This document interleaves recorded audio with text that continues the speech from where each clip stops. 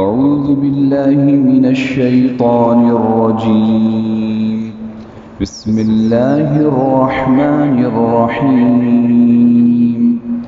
إنا بلوناهم كما بلونا أصحاب الجنة إذ أقسموا ليصرمنها مصبحين ولا يستثنون فطاف عليها طائف من ربك وهم نائمون فأصبحت كالصريم فتنادوا مصبحين أن اغدوا على حرثكم إن كنتم صارمين فانطلقوا وهم يتخافتون ألا يدخلنها اليوم عليكم مسكين وغدوا على حرد قادرين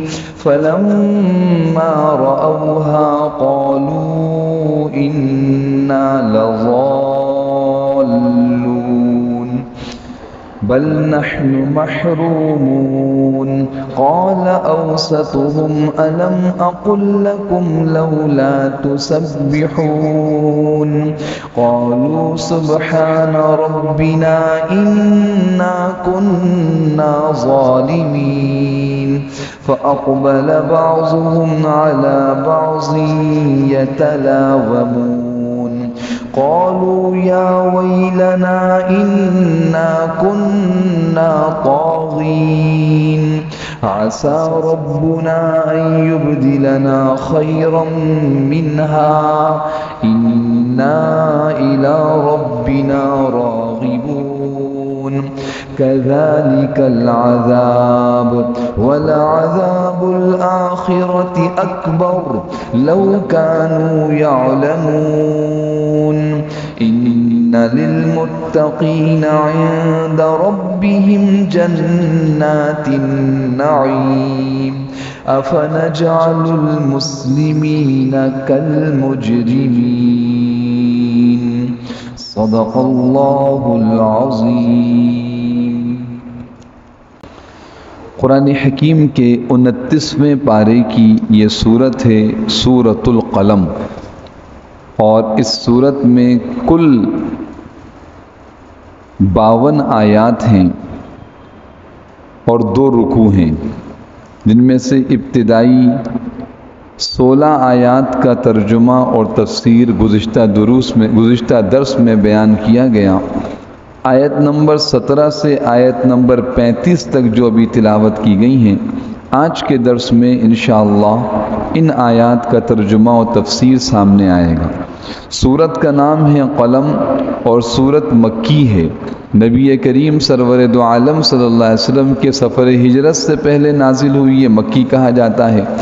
قلم سورت کا نام کہ پہلی ہی آیت میں اللہ پاک نے قلم کی قسم کھائی ہے، اور یہ بات گزشتہ درس میں تفصیل سے عرض کر چکا ہوں، جس کا خلاصہ ابھی عرض کرتا ہوں تاکہ آج کے درس کی آیات کا سمجھنا آسان ہو جائے.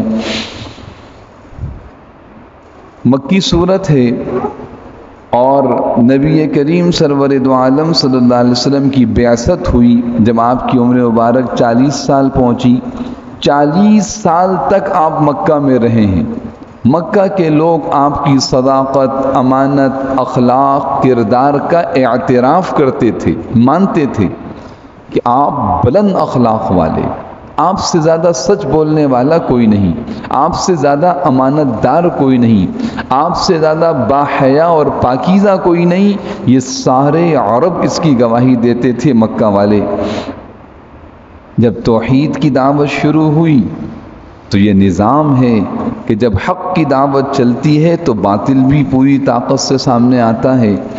تو یہی آپ کو صادق و امین، یہی آپ کو سچا اور امانت دار، با اخلاق، پاکیزہ، باحیا، اونچے خاندان اور شریف و نفس ماننے والے ابھی آپ کی مخالفت پہ آ گئے، یہاں تک کہ آپ کو پاگل کہنے لگے، مجنون، یہاں تک کہ آپ کو مفتون، حواس گم کردہ یہ کہنے لگے۔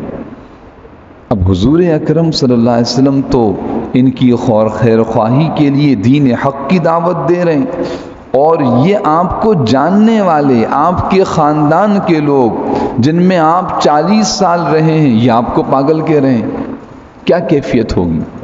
تو رب العالمین نے قسم کھا کے کہا، نون والقلم وما یسطرون، قسم ہے قلم کی اور ان چیزوں کی جو یہ قلم لکھتا ہے، ما انت بنعمت ربک بمجنون، آپ اپنے رب کے فضل سے پاگل نہیں ہیں، آپ تو پیغمبر ہیں، آپ تو بہت بلند مقام والے ہیں، آپ تو عقل و فہم کے اونچے درجے پر ہیں، لہذا قسم کھائی۔ اور قلم کی وما یسترون کی کہ یہ بات لوہے قلم سے لکھی جا چکی ہے کہ آپ اللہ کے نبی ہیں، آپ انسانوں میں سب سے افضل ہیں، یا دنیا میں قلم لکھنے والے جب قلم سے لکھتے ہیں، اصحاب قلم، ارباب قلم، تو ان کے قلموں سے جو علمی چیزیں نکلتی ہیں، نئی نئی تحقیقات نکلتی ہیں، اور علم اور فن کے بہترین کارنامے وہ بکھیرتے ہیں۔ ایک ایسا شخص جس نے دنیا میں کوئی تعلیم حاصل نہ کی ہو، لیکن وہ ایک ایسا کلام پیش کرے کہ ساری دنیا کے قلمکار، ارباب قلم، لکھنے والے، لکھے پڑھے لوگ اس جیسا کلام نہ لا سکیں، تو یہ اس بات کی کھلی دلیل ہے کہ یہ اللہ کے پیغمبر ہیں، یہ اپنی طرف سے کوئی چیز بنا کر نہیں لائے۔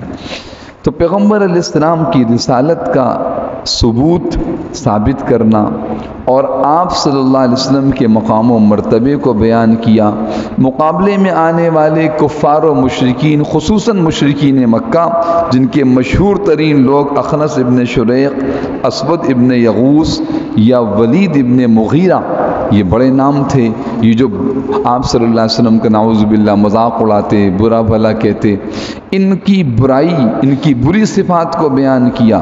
کیسے ہیں؟ جھوٹ بولنے والے، قسمیں کھانے والے اور تانے دینے والے، چغل خوریاں کرنے والے، خیر سے روکنے والے، حد سے آگے بڑھنے والے، بہت زیادہ گناہ کرنے والے۔ نسب بھی ان کا اچھا نہیں ہے۔ کیوں؟ ان کا زور یہ ہے کہ اگر ہم برے ہوتے، اگر ہم حق پر نہ ہوتے تو یہ مال و دولت، یہ مکہ کی سرداری، یہ بیٹے اور یہ ساری قوم، قبیلہ اور جتھا، یہ ہمارے ساتھ کیوں ہوتا؟ تو یہ محمد صلی اللہ علیہ وسلم، ان کے ماننے والے کمزور لوگ، مال و دولت ان کے پاس نہیں، کوئی سرداری اور ریاست ان کے پاس نہیں، کوئی اولاد اور بیٹے، قوم، قبیلہ، طاقتور لوگ ان کے ساتھ نہیں، تو یہ حق پر نہیں ہے، ہم حق پر ہیں۔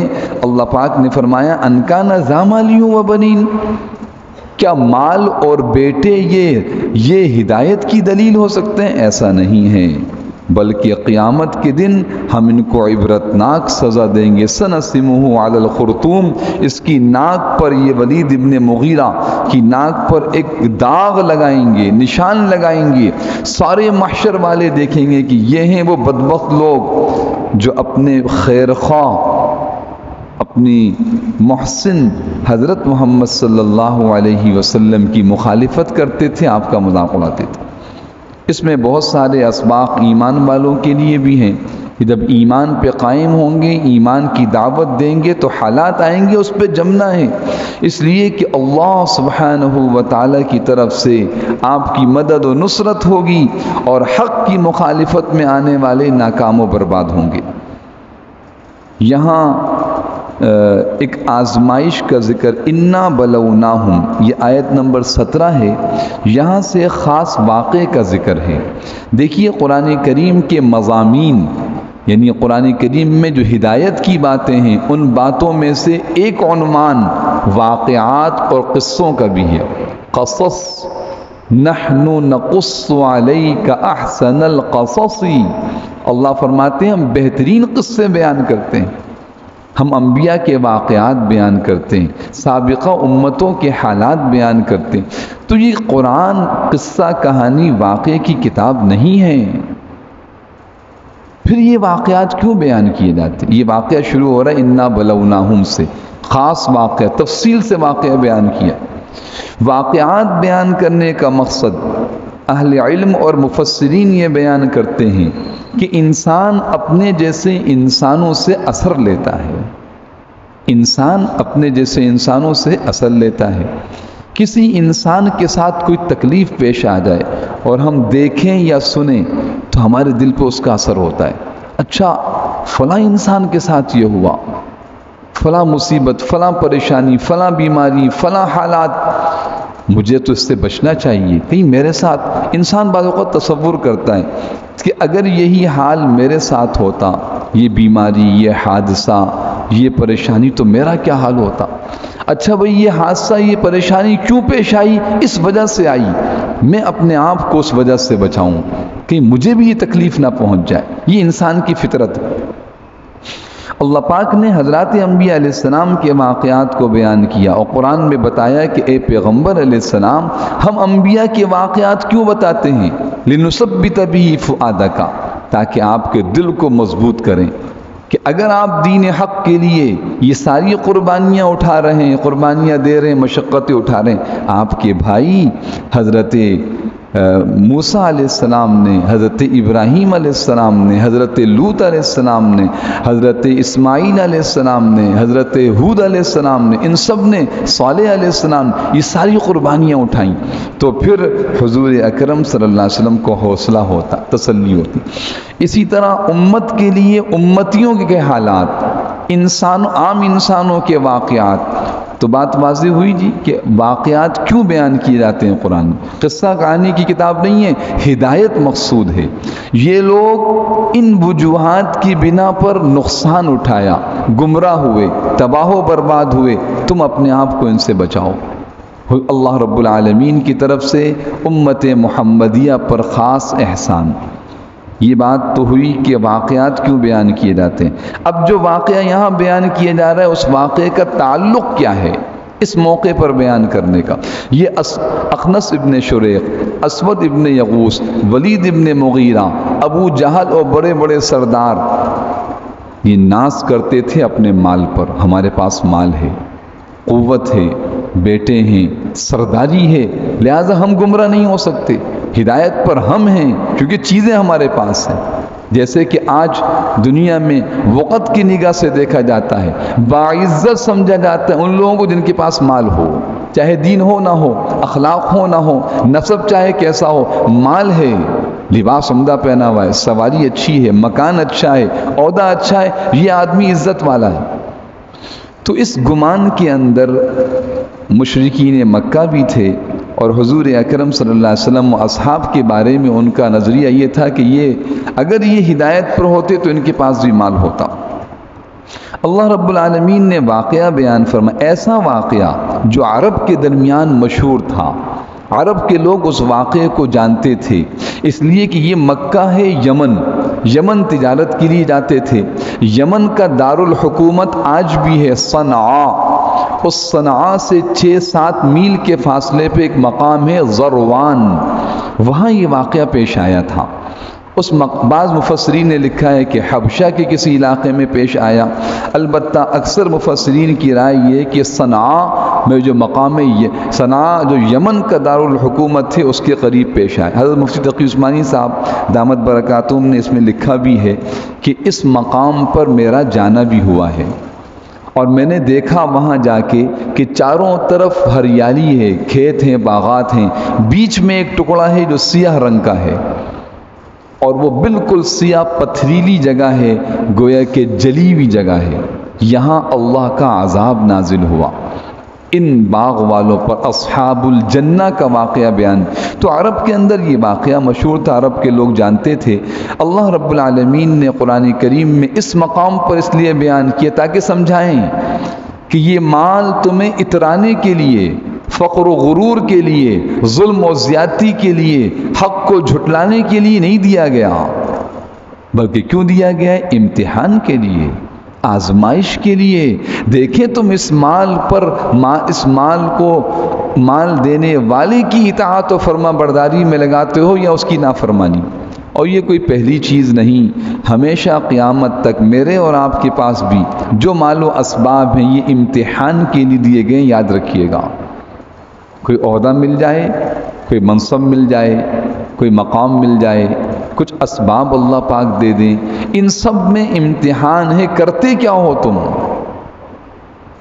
شکر گزاری یا ناشکری، اطاعت یا بغاوت، فرما برداری یا سرکشی، اللہ کے حقوق، اللہ کے بندوں کے حقوق لگاتے ہو یا ان کا حقوق غصب کرتے ہو؟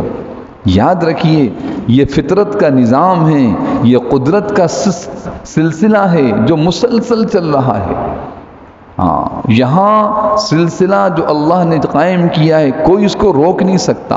تو یہ اب میں واقعے کا خلاصہ آپ کے سامنے عرض کرتا ہوں۔ یمن کے اس علاقے صنعاء اور صنعاء کے قریب زروان نامی علاقے میں ایک نیک دل آدمی رہتا تھا، باغات تھے، کھیتیاں تھی، اللہ نے وسعت دی تھی۔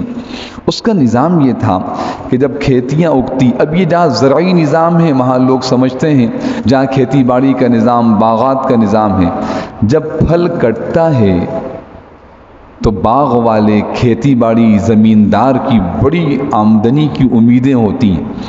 اس موقع پر یقیناً یہ نظام ہے اللہ کا، کچھ مالدار ہیں، کچھ کم مال والے لوگ ہیں، کچھ تنگ دست ہیں تو کچھ خوشحال ہیں۔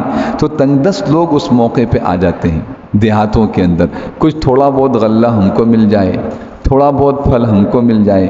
تو یہ جو شخص تھا یہ کہتا تھا یہ تو اللہ کی دی ہوئی نعمت ہے، غریبوں کو، مسکینوں کو، یتیموں کو، سب کو اس میں سے دیتے، یہاں تک کہ وہ جو کہتا تھا جو گر جائے پاک کا پھل ایسے اٹھا کے لے جاؤ۔ جب وہ کاٹتا تھا پھلوں کو یا کھیتی کو تو کچھ چیزیں جو رہ جاتی تھی کٹنے سے کہتا یہ ویسی تم لے جاؤ۔ تو یہ اس کا نظام تھا، بڑی اللہ نے اس کو برکت دی تھی۔ غرض یہ کہ اللہ نے اس کو نوازا تھا تو اس نے اللہ کو راضی کرنے والے اعمال کر رکھے تھے، اللہ کے بندوں کا اس میں خوب حصہ لگایا۔ اس آدمی کا انتقال ہو گیا۔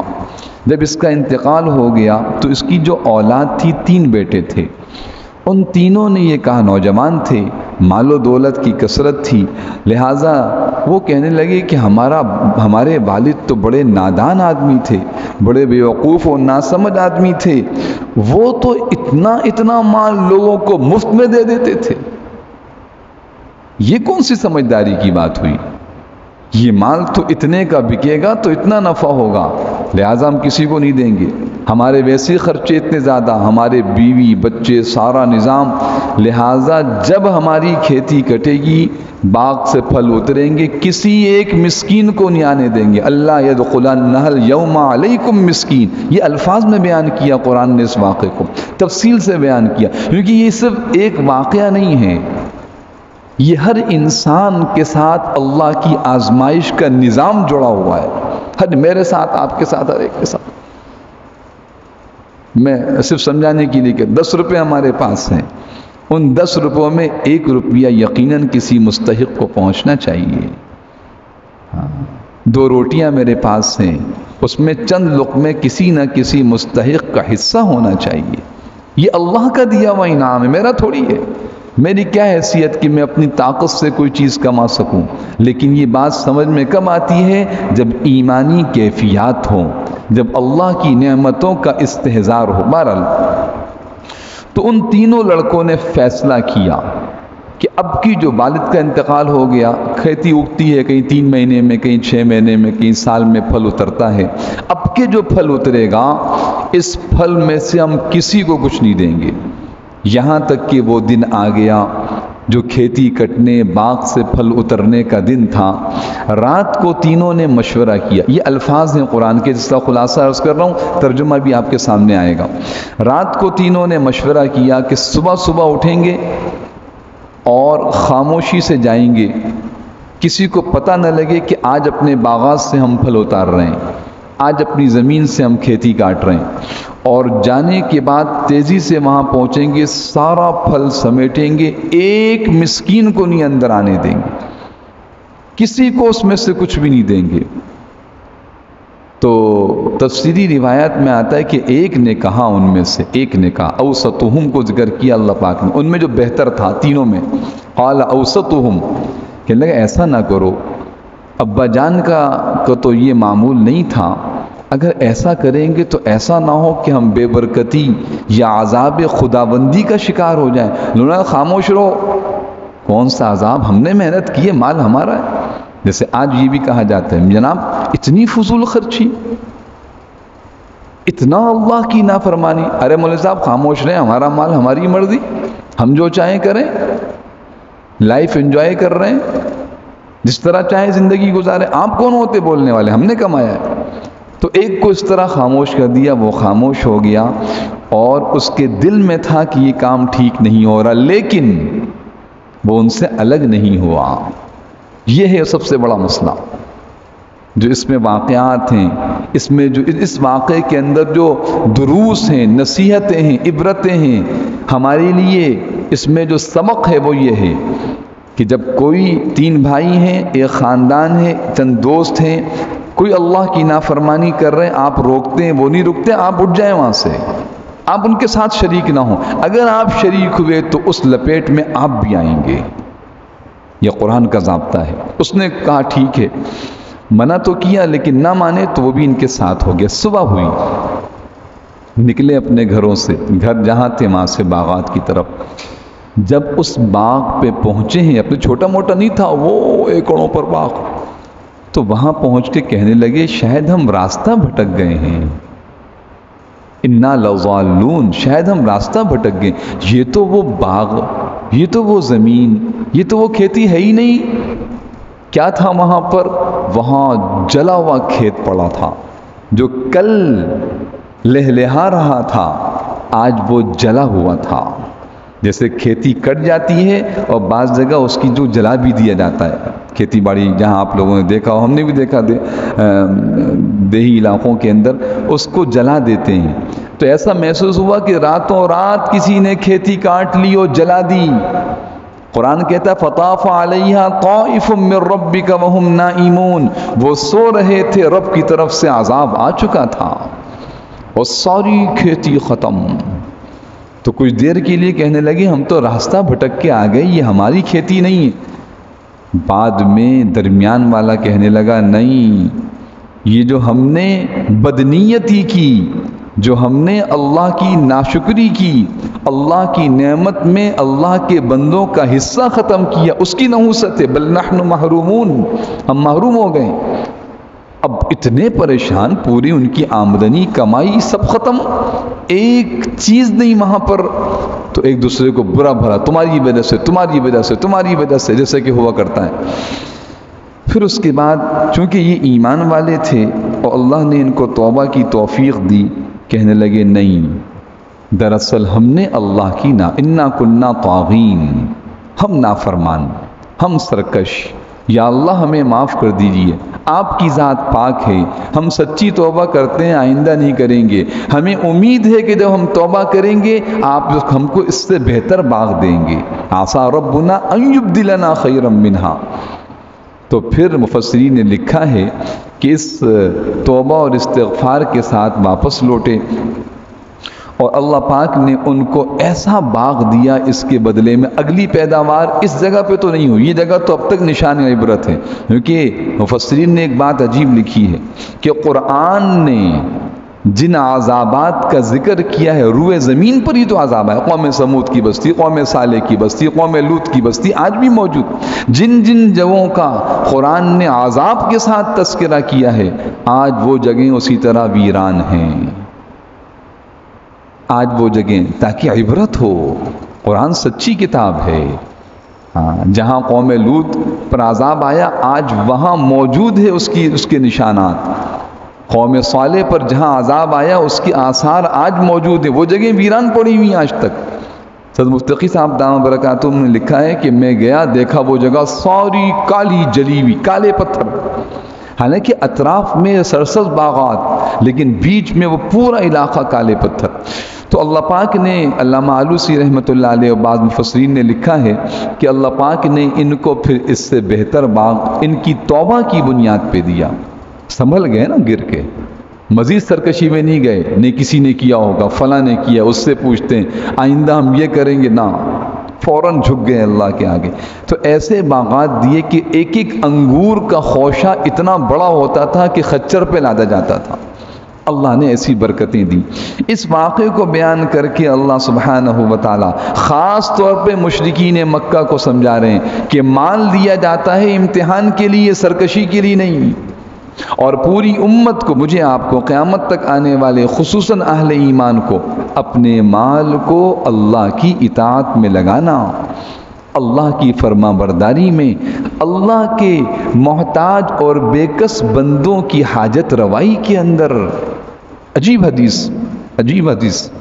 آپ صلی اللہ علیہ وسلم نے ارشاد فرمایا قیامت کے دن اللہ پاک فرمائیں گے ان لوگوں سے جو اپنا مال اپنے اوپر خرچ کرتے تھے اللہ کے بندوں پہ کہ اے میرے بندے، میں بھوکا تھا، تو نے مجھے کھانا نہیں کھلایا۔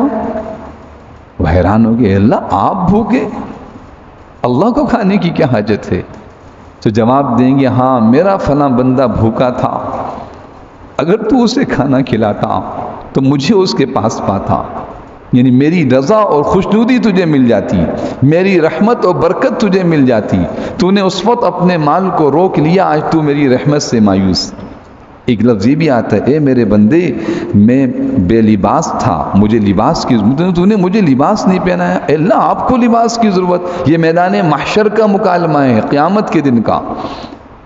ہاں میرا فلاں بندہ بے لباس تھا۔ تو میرے محترم دوستوں، اس کی کوشش کیجئے، جو مال اللہ کا دیا ہوا ہے وہ اللہ نے ہمیں دیا ہے اس لیے کہ ہم اللہ کی عبادت و اطاعت میں خرچ کریں۔ یہ مال کی عبادت یہی ہے کہ اللہ کے نادار مستحق بندے جن کو اللہ نے اپنے نظام کے تحت کم مال والا بنایا، حاجت مند اور ضرورت مند بنایا، ہم ان کے پاس پہنچے، میری ضرورت ہے، ان کی ضرورت نہیں ہے، یہ میری ضرورت ہے، میں ان تک پہنچ کر ان کی حاجت کو پورا کروں۔ نبی کریم سرور دو عالم صلی اللہ علیہ وسلم کی سیرت اس پہلو میں بھی بہترین نمونہ ہے۔ کون ہے آپ صلی اللہ علیہ وسلم؟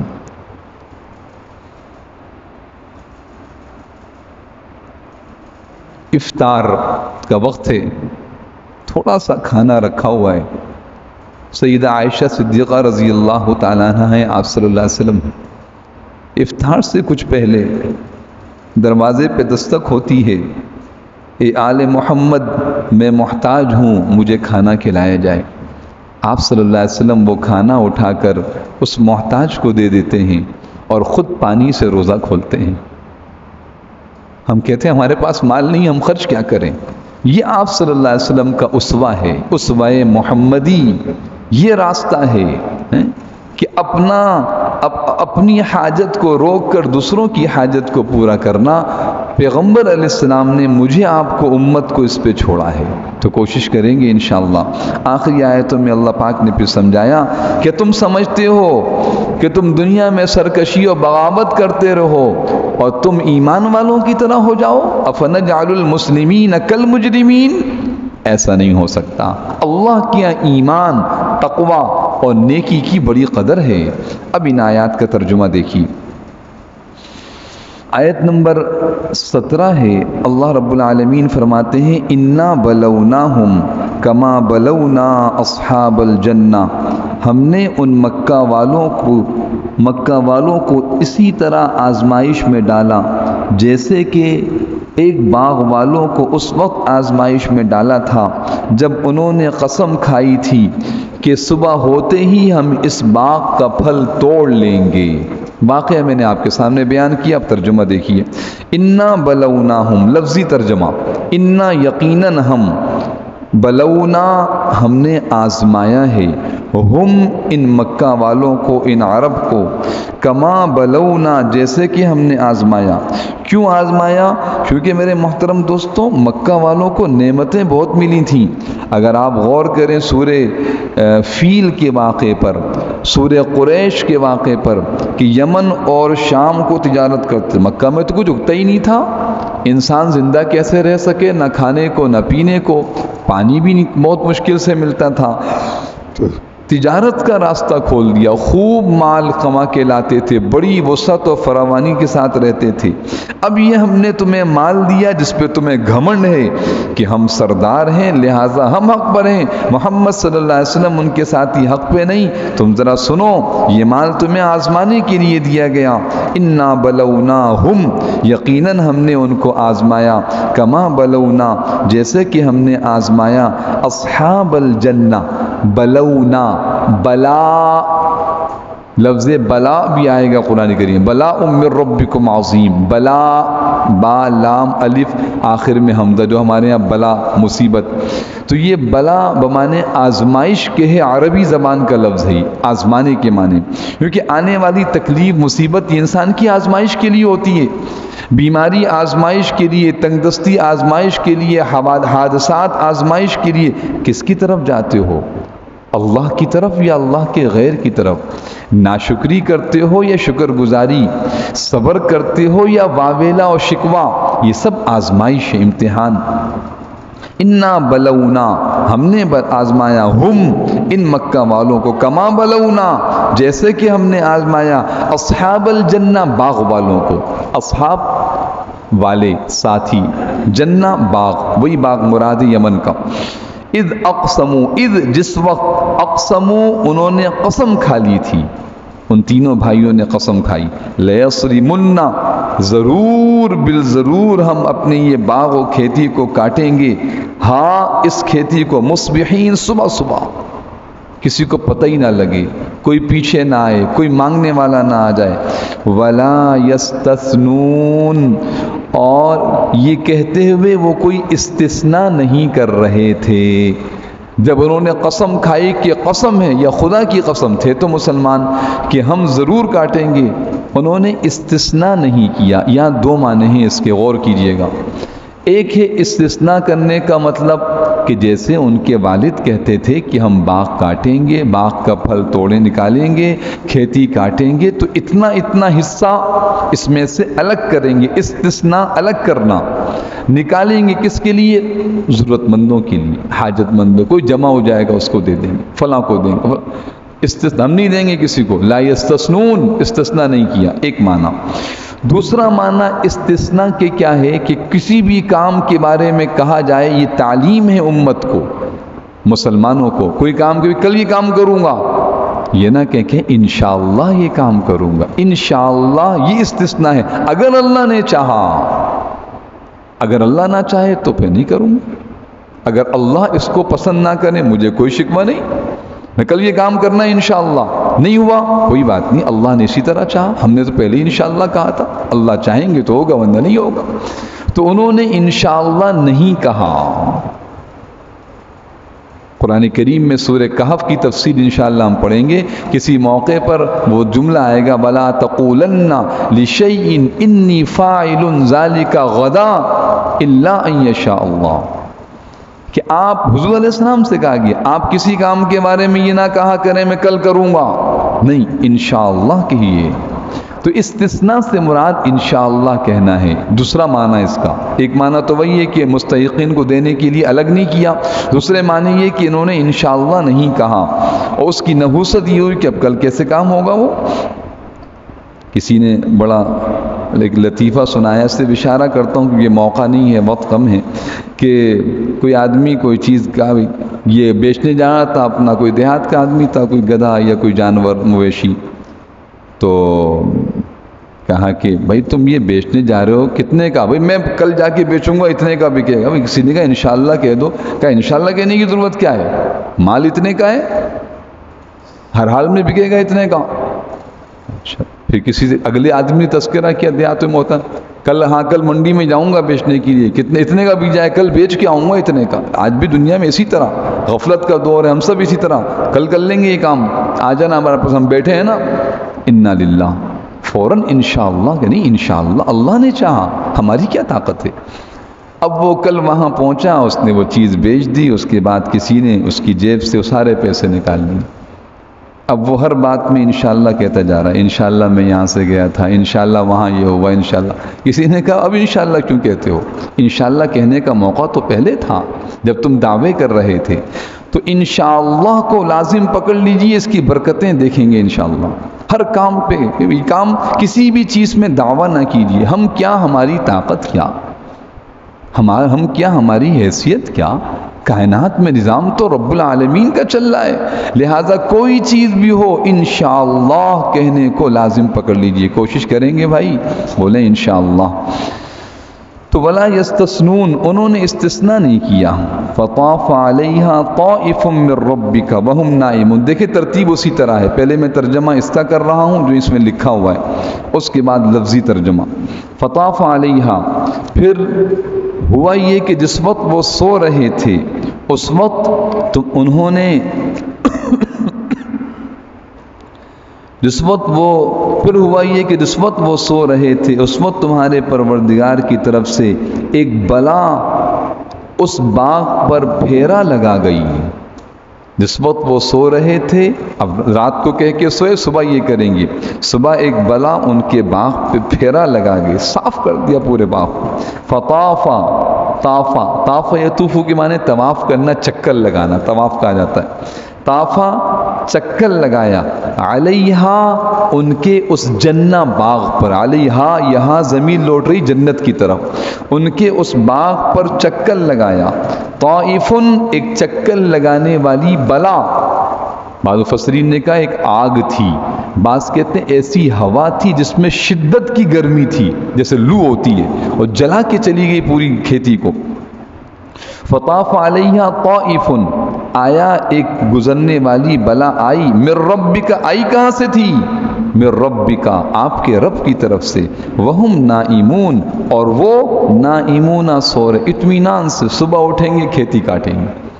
آج بھی دیکھیں ایسی آفتیں مصیبتیں کھیتیوں پہ آ جاتی ہیں اور لوگ پریشان ہوتے ہیں، جی سیلاب آ گیا، طوفان آ گیا۔ حقیقت میں دیکھا جائے تو یہ اللہ کی طرف سے امتحان و آزمائش ہے۔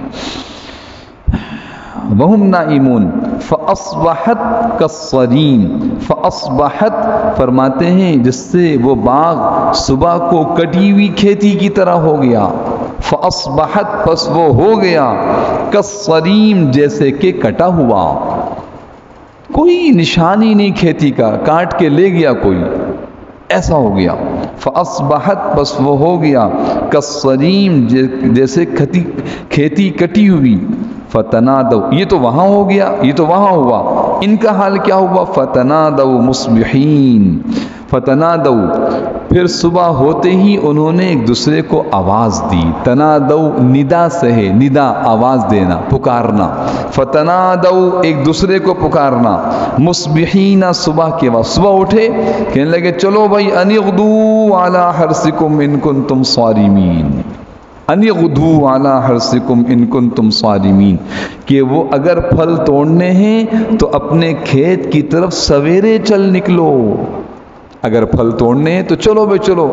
اب ذرا اپنی جو کل ہم نے پروگرام بنایا تھا، مشورہ کیا تھا، اس پہ عمل کرتے ہیں۔ لفظی ترجمہ دیکھیے، فتنادوا مصبحین، صبح کے وقت ایک دوسرے کو پکارنے لگے، ان یغدوا، کہ چلو سویرے سویرے، اغدو صبح کے وقت نکلنا، غدات کہتے ہیں صبح کے وقت کو، چلو سویرے سویرے، اعلی حرثکم، اپنی کھیتی پر۔ حرث یہاں دو لفظ بیان کیے ہیں، جنہ اور حرث۔ جنہ کہتے ہیں باغ کو، حرث کہتے ہیں کھیتی کو، دونوں چیزیں مراد ہیں، کہ کوئی چھوٹا موٹا باغ نہیں تھا، معمولی کھیتی نہیں، بڑی کھیتی، بڑا باغ، دونوں چیزیں، پھل بھی تھے، کھیتیاں بھی تھیں۔ چلو اپنی کھیتی پر، ان کنتم، اگر تم، صارمین، آج اپنا پورا پورا پھل کاٹنا چاہتے ہو، صرم کاٹنا، صریم کٹا ہوا، لیصرمنہا ضرور کاٹیں گے، الصرم استعمال ہو رہا ہے، صارمین اگر تم کھیتی کاٹنا چاہتے ہو صبح صبح چلو، فانطلقوا وہم یتخافتون۔ دیکھیے چونکہ قصہ عبرت کا ہے اس لیے قرآن مرحلہ وار بیان کر رہا ہے، ترتیب سے بتا رہا ہے۔ فانطلقوا، چنانچہ وہ ایک دوسرے سے چپکے چپکے یہ کہتے ہوئے روانہ ہوئے کہ آج کوئی مسکین تمہارے اس باغ میں آنے نہ پائے۔ فانطلقوا وهم يتخافتون الا يدخلنها اليوم عليكم مسكين۔ فانطلقوا، انطلاق، چلنا، فانطلقوا وہ چلے، وہم یتخافتون، اس حال میں کہ وہم وہ یتخافتون چپکے چپکے آپس میں، تخافت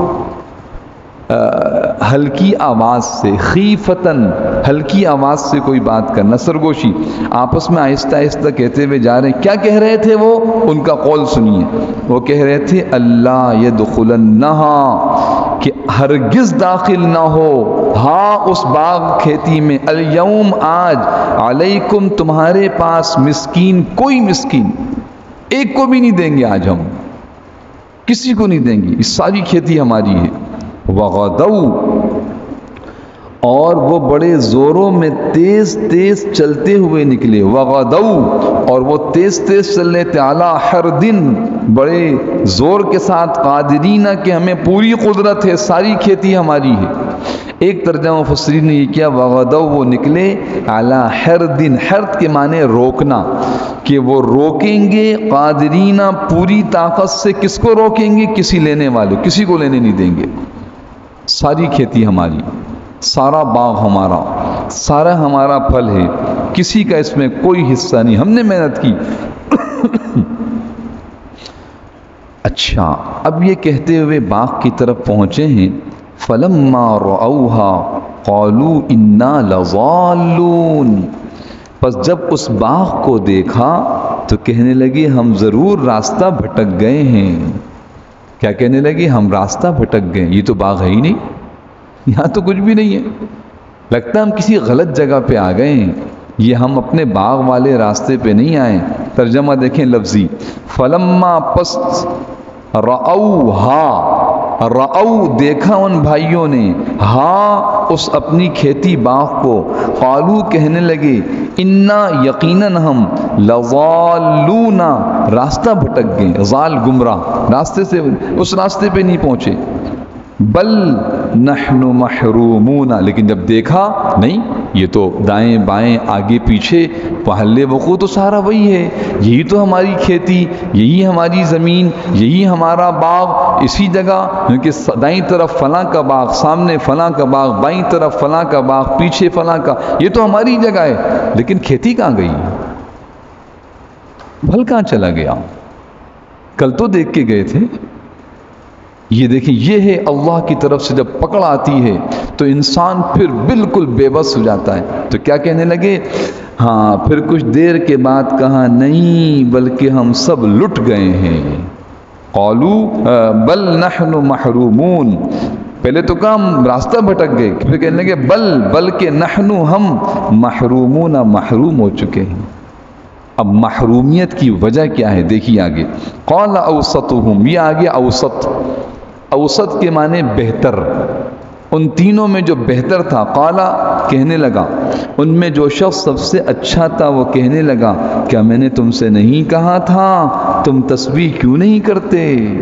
تسبیح کیوں نہیں کرتے؟ یہ بھی عجیب بات ہے، عجیب اللہ پاک نے انداز سے اس بات کو سمجھایا ہے۔ دیکھیے لفظی ترجمہ دیکھیے، قالا، کہنے لگا، اوسطہم، ان تینوں بھائیوں میں سب سے اچھا، اوسط، اچھا، بہتر، الم اقل لکم، کیا میں نے تم سے نہیں، اقل لکم، اقل، کیا میں نے نہیں کہا تھا، لکم، تم سے، لولا تسبحون، تم اللہ کی پاکی کیوں نہیں بیان کرتے؟ کیا مطلب پاکی بیان کرنے کا؟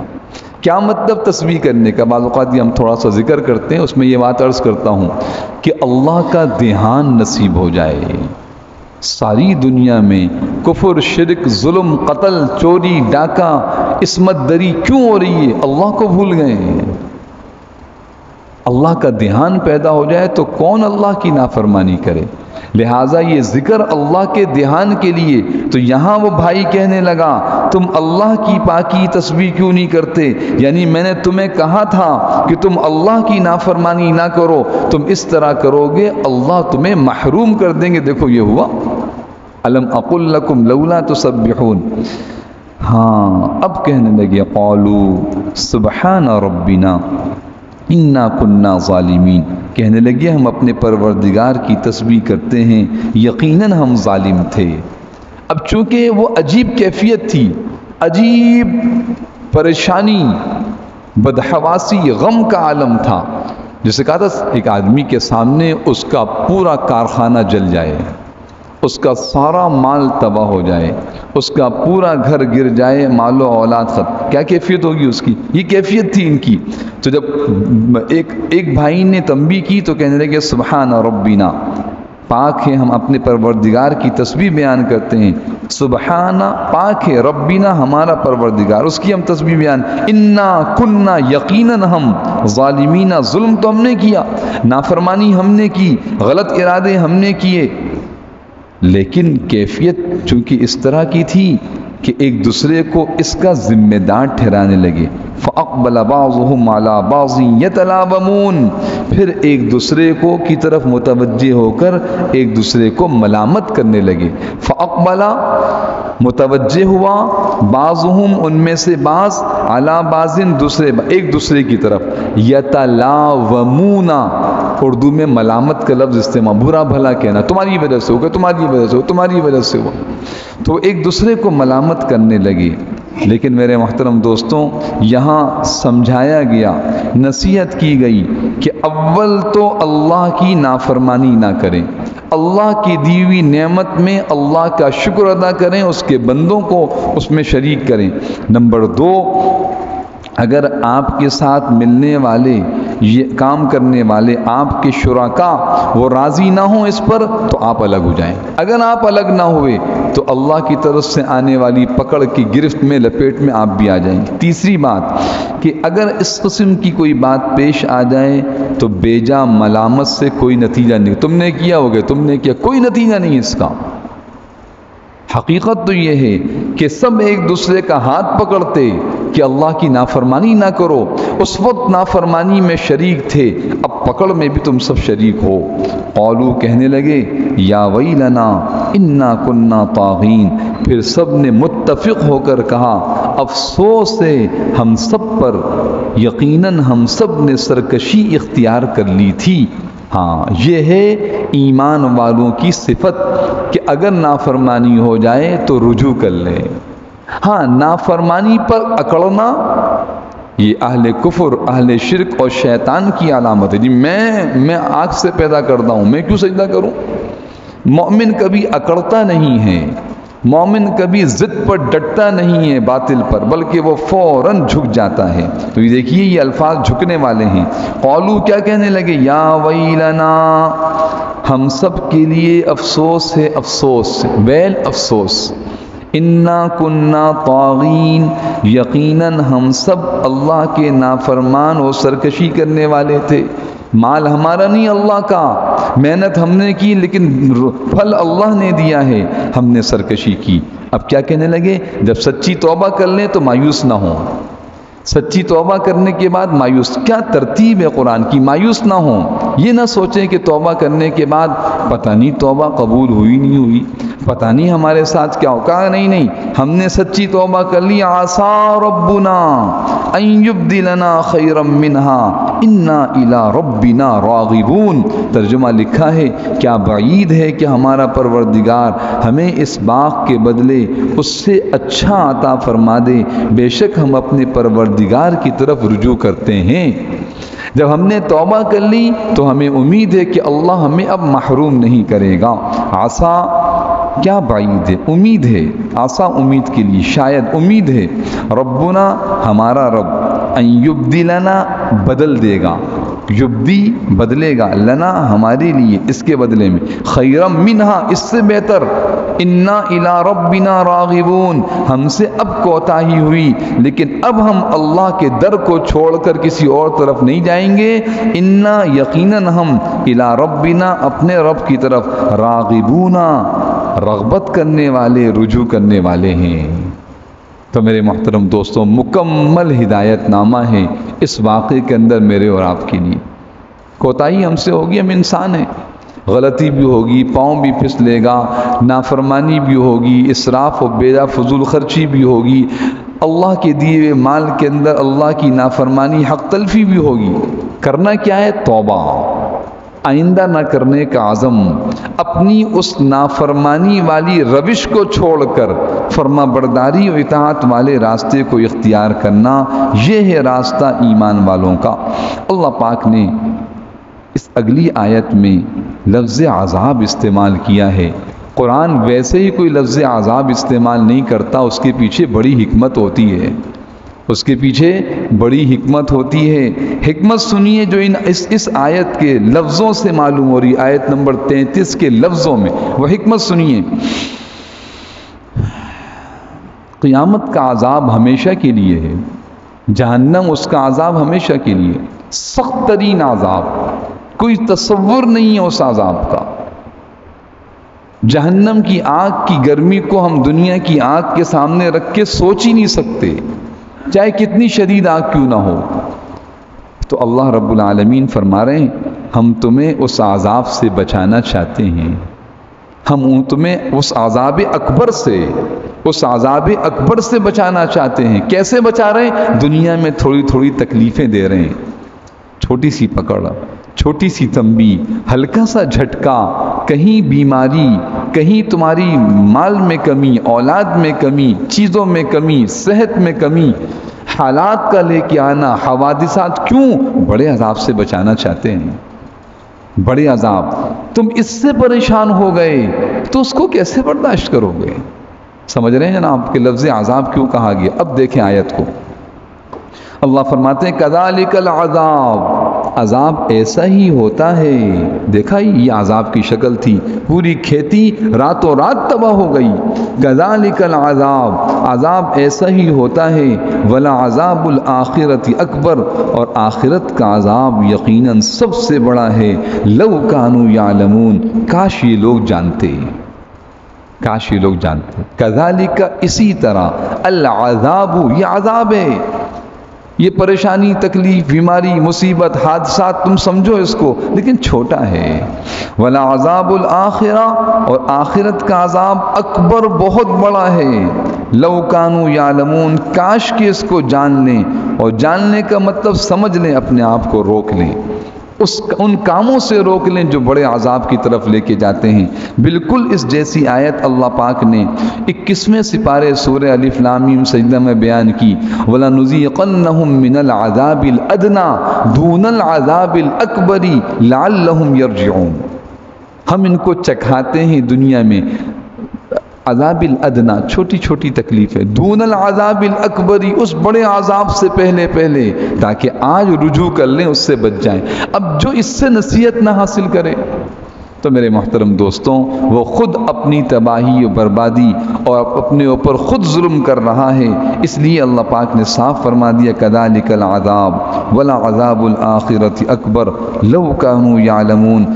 قصہ باغ والوں کا آیا تو رب العالمین نے توازن پیدا کیا، نافرمانوں پر عذاب آتا ہے تو فرما بردار نوازے جاتے ہیں، متقیوں کے لیے باغات کا انتظام ہوتا ہے۔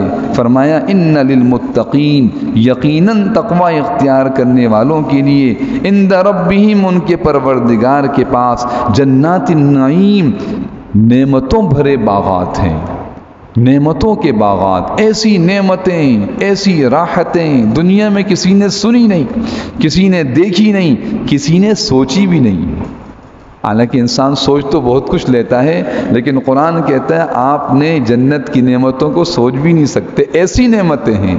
تو کتنی بڑی نادانی ہوگی کہ دنیا کی تھوڑی سی لذتوں، تھوڑے سے نفع، تھوڑی سی راحتوں، تھوڑی سی عیش و عشرت پر ان نعمتوں کو قربان کر دیا جائے، کیسی نادانی ہوگی۔ اس لیے فرمایا ان للمتقین عند ربہم جنات النعیم۔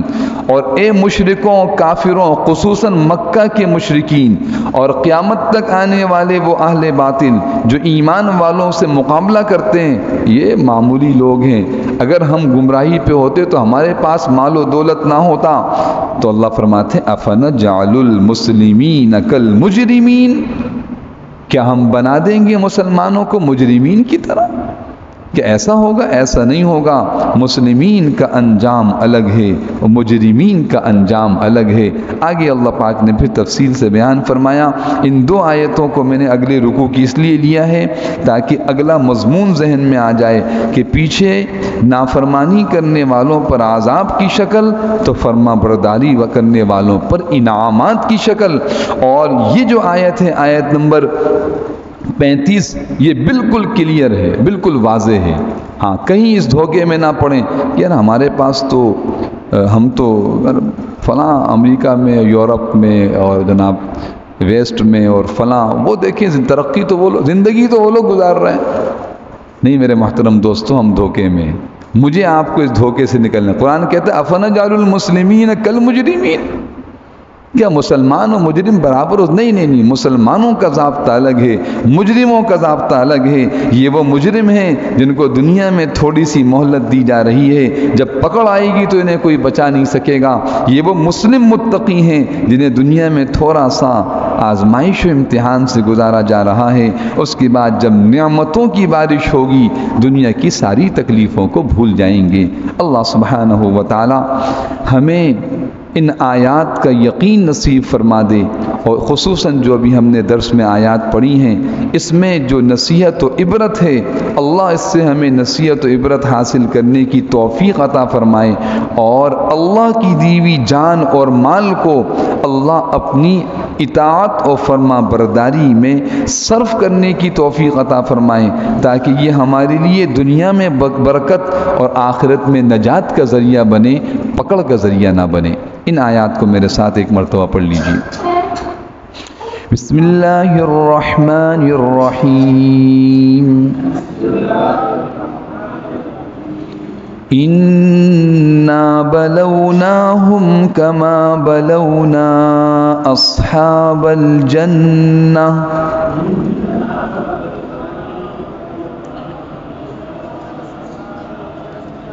إِذْ أَقْسَمُوا لَيَصْرِمُنَّهَا مُصْبِحِينَ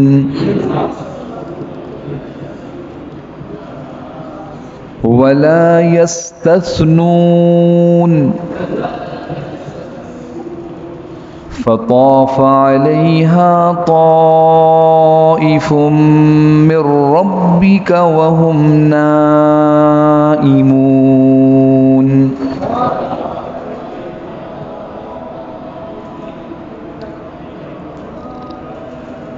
فَأَصْبَحَتْ كَالصَّرِيمِ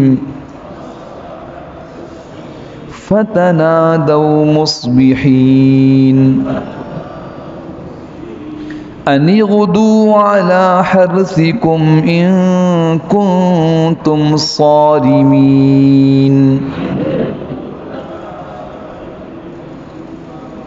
فَانطَلَقُوا وَهُمْ يَتَخَافَتُونَ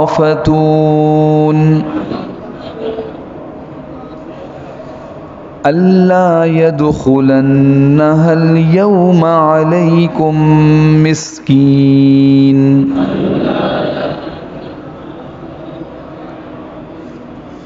وَغَدَوْا عَلَى حَرْدٍ قَادِرِينَ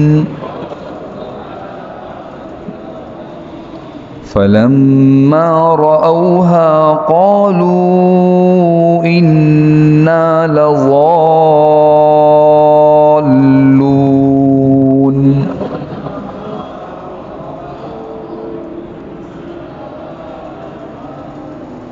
بَلْ نَحْنُ مَحْرُومُونَ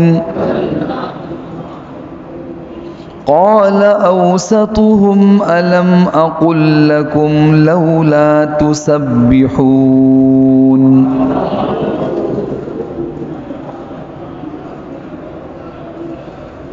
قَالُوا سُبْحَانَ رَبِّنَا إِنَّا كُنَّا ظَالِمِينَ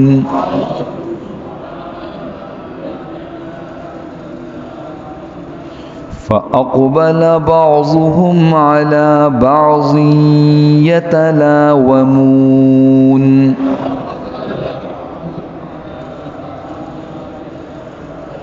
قَالُوا يَا وَيْلَنَا إِنَّا كُنَّا طَاغِينَ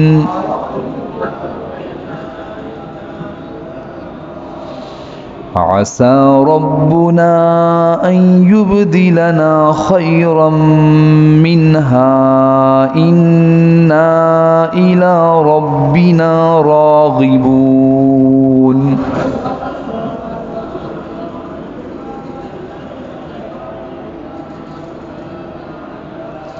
كذلك العذاب ولعذاب الآخرة أكبر لو كانوا يعلمون إن للمتقين عند ربهم جنات النعيم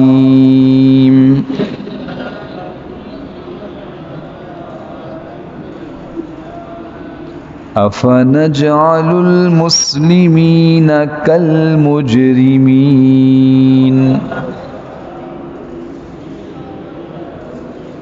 صدق الله العظيم.